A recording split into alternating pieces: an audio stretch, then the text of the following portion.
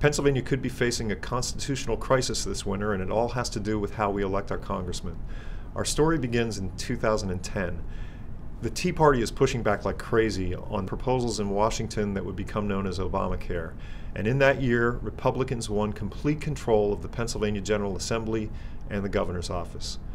Those 2010 elections were really important because they set the cast of characters in Harrisburg who would be in charge of drawing the state's 18 congressional districts after that year's federal census.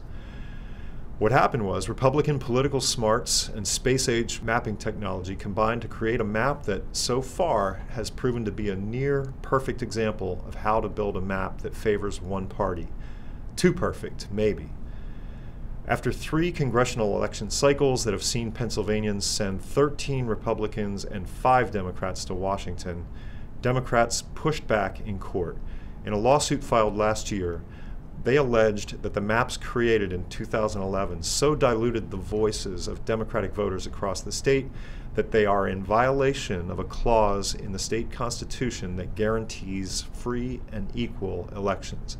The state Supreme Court last month ruled in favor of those Democratic voters, and by a bare 4-3 majority has ordered the legislature and Governor Wolf to adopt a new map for the upcoming 2018 elections. Republicans who still dominate the State House and Senate are taking a 2-track approach to this controversy.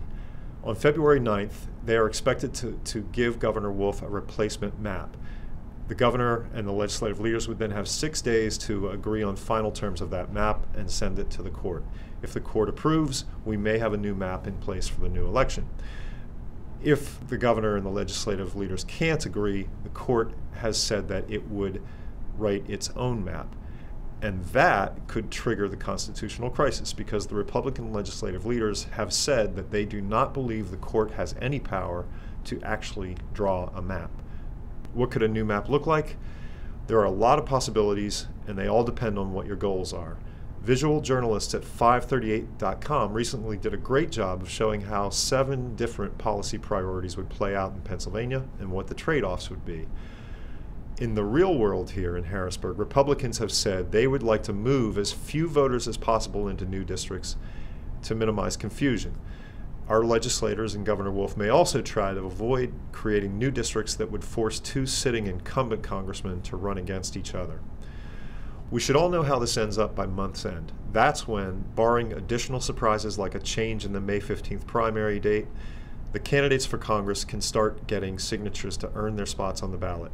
That's really the official start of the campaign, and when everyone needs to know where they're running and whose votes they're trying to win.